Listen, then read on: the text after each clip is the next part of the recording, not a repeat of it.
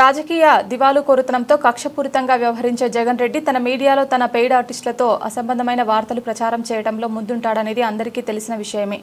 తాజాగా ముఖ్యమంత్రి నారా చంద్రబాబు నాయుడు మంత్రివర్గంపై సాక్షి మీడియాలో మరో దారుణమైన ప్రచారం ప్రారంభించారు. చంద్రబాబుపై 19 కేసులు ఉన్నట్లు, పవన్ కళ్యాణ్పై 8 కేసులు ఉన్నట్లు, శ్రీ నారా లోకేష్పై 17 కేసులు ఉన్నట్లు, మంత్రివర్గ సహచరులపై కూడా పలు కేసులు ఉన్నట్లు ప్రచారం చేస్తున్నాడు. రాజకీయ ప్రత్యర్థులతో అధికారంలో ఉన్నప్పుడు ప్రజా పోరాటంలో వీరిపై పెట్టిన కేసుల విషయం పక్కన పెడితే నేరాలంటే ఏమిటో ఒకసారి చూద్దాం.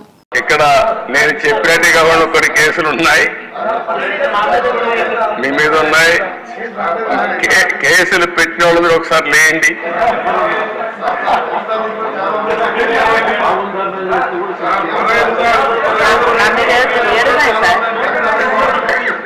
చూసారా దేశ 7 కేసులు ఉన్నాయి. అంటే రాజకీయ పోరాటం చేసిన వాళ్ళందరిపైన కేసులు పెట్టారు. అంటే ఇంకెప్పటికీ బయట రాకూడదు అనుకున్నారు, కానీ నేరుగా ప్రజలు ఆలోచించి అసెంబ్లీ పంపించారు అధ్యక్ష అందరినీ. మెజారిటీ మీరు చూశారు.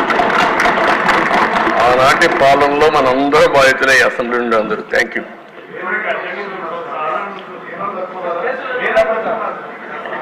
నెక్స్ట్ మీ ఇంట్లో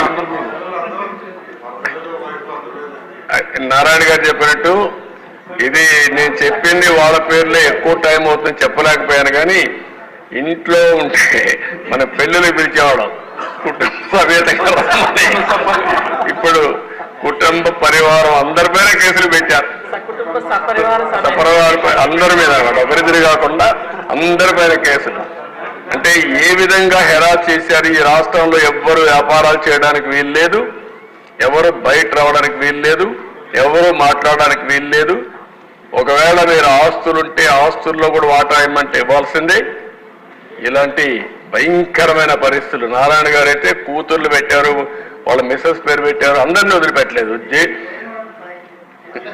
లేని వాళ్ళు చాలా మంది తక్కువ ఉన్నారు. ఇక్కడ 20 కేసులు ఉన్నాయి.